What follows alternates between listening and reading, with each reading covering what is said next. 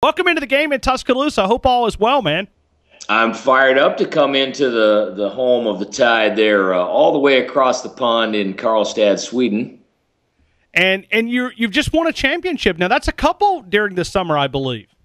You know, Ryan, I've really had an unbelievably awesome experience. We had the good fortune to coach the USA football team in Canton, Ohio, where we played 4 games in 10 days. Then I hopped on a plane the next day, flew over here, was standing at practice. A few days later, we're in Serbia at the European Championships and played 2 games there and win the European Championships with the Karlstad, Sweden bunch. So we played 6 games in 16 days, so it was pretty amazing. Coach, what's the biggest difference between that brand of football and the brand here that we know in the States?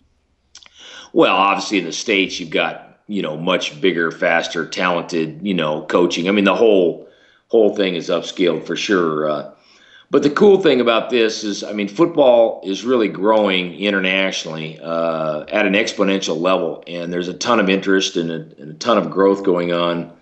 So it's fun to help foster the game internationally. The kids have a real passion for it. I'll tell you, this squad here I've got here in Sweden they're very talented. Our kid, Anders Hermansson, I think he probably could have a chance to play in the Canadian League. He's very talented. He's about 6'4", 6'5". He can run. He's a pretty good player. So it's just been fun. We're going to do a little clinic, little camp over here and try to get some of that stuff going as well. But helping grow the game internationally has been very rewarding. Coach Hawkins right now, Dan Hawkins inside the game here in Tuscaloosa, and obviously an ESPN college football analyst. A lot of things that I want to talk to you about, and I want to pick your brain for a couple of minutes. First off, let's just start with Nick Saban of what he's been able to do in Tuscaloosa. From a coaching perspective, what has made him so successful? Well, I think he's got a tried and true method of how he goes about doing things, and he's just been so doggone consistent. And I think one of the things that's been most amazing is how he's been able to keep the saw sharp every single game and every single week. And I know the folks down there want to win the national championship every year, but what he's done production-wise has been impressive. I know a lot of teams root for the underdog because they like to see those teams win, but keeping your program at a high level of performance is extremely difficult, and he's done a great job with that. Obviously, recruiting the best players in the country, that's where it all starts. We all know that. And then they don't beat themselves. They play good defense. They're good on special teams. So he's waxing poetic on the perfection of winning football games. Do we take it for granted? And what I'm saying is, and when you say to be able to win, to be able to sustain that success, I'll never forget Nick Saban in Miami Gardens after winning back-to-back national titles. He came in the press room and almost like he took a deep breath. It was like, I didn't realize how hard it was going to be to motivate a team to come back to try to win another championship. He was able to do that and pull it off, but he talked about the difficulties of trying to create that hunger that's automatic when you haven't won one, but trying to repeat and trying to develop that hunger is challenging for a coach. You look at any athlete, you look at Jordan Spieth or any team, there has to be some sort of chip on the shoulder. There has to be some sort of internal combustion going.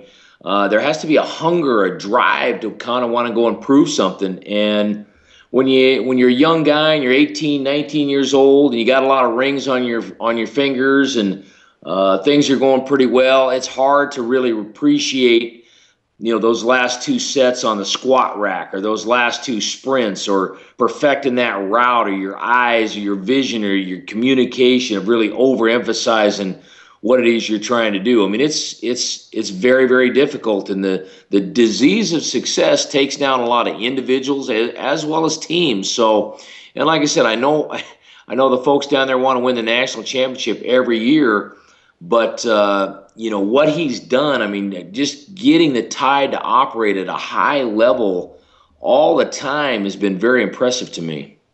When I go back and study Dan Hawkins and look at the numbers offensively that you've put up, it goes parallel with a question that Nick Saban proposed at SEC Media Days last week when he said our offense was great. It was record-setting year under Lane Kiffin. It was a marvelous job that he was able to do with really an unproven quarterback. Amari Cooper, obviously the record-setting year that he was able to put up. But he made a comment about we got away from our identity. We got away from what Alabama was known to be able to accomplish, winning those championships. He made a comment that it also affected the style of defense that he played. From your perspective, help us understand that. Well, I think he's right, and you have to make a little bit of an adjustment. I give Gary Patterson a ton of credit at TCU, who's a defensive guy who kind of flipped over to the fast-paced offense, because it does put your defense a little bit at risk because you face going 3 and out a lot quicker. Obviously, the way you practice changes, how you do things quickly and fast.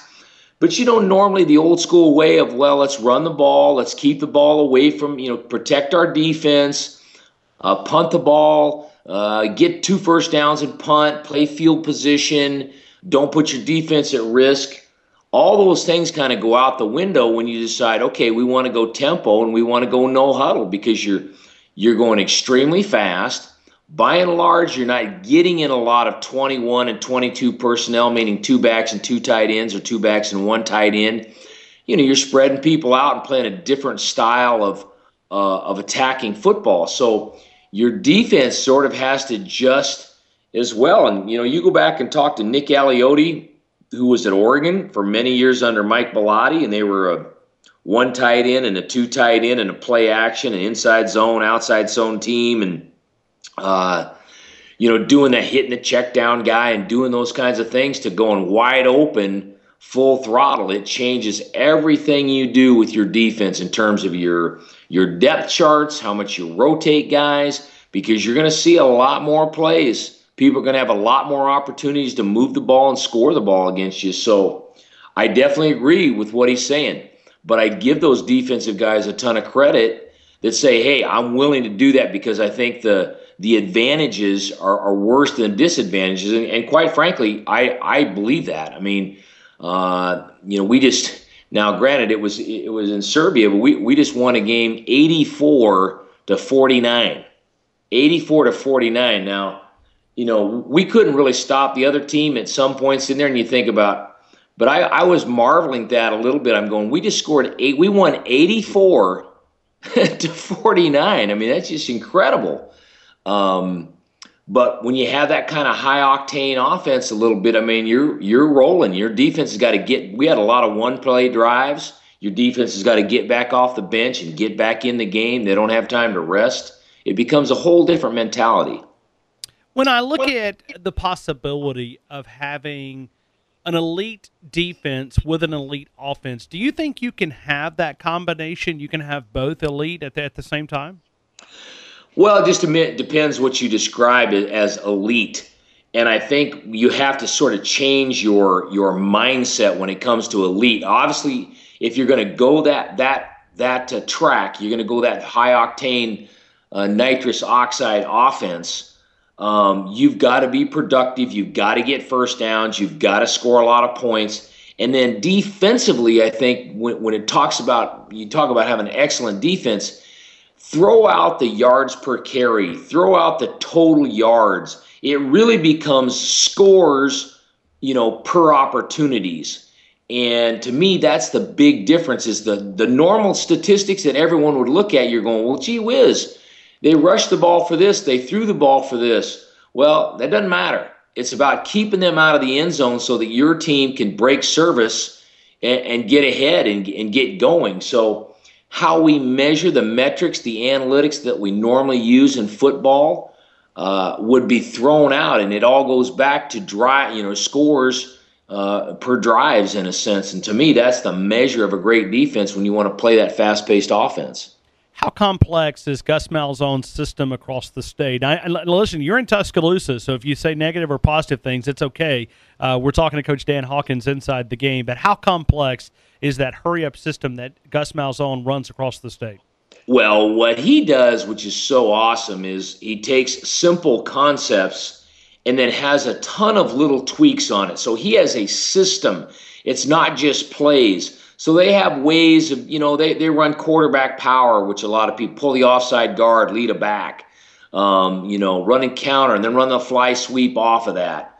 But he has a ton of little ways that he can tweak with it within the system, much like an option offense. When you watch Army or Navy, it seems like the fullback up the middle and the option, that's the same play. Well, it's really not. They have about 8 or 9 or 10 or different ways that they can block that inside fullback dive. And, so I think Gus has done a great job of really taking a spread offense and saying, you know what, we're spread, but we got a power running attack going on here, and you've got to defend the run because we're gonna outnumber you at the point of attack. And then with the kind of athletes he's got out in space, you get the ball out there, guys can make things happen in space. So I think he always oversimplifies it a little bit.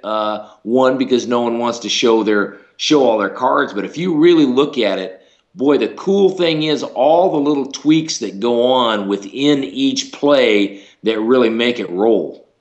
But from a defensive perspective, as coaches, you guys teach to read and react the offensive lineman. And we've talked about this throughout the season. The rule was not changed, but I think it'll be closely watched. We've talked to the director of officials for the Southeastern Conference. He said, we're going to have discussions with our officials, and we're talking about the offensive lineman downfield. It's not Auburn. It's across the college football where offensive linemen are firing off, but then the linebackers and safeties and cornerbacks are biting because they think, okay, it's a running play. The offensive linemen are down the field, and then they're throwing the football, which is very hard for a defender. It takes one of those luxuries of reading an offensive lineman out of the game. Your thoughts as we move forward, even though it's not a rule, it'll be closely watched in 2015. Yeah, Ryan.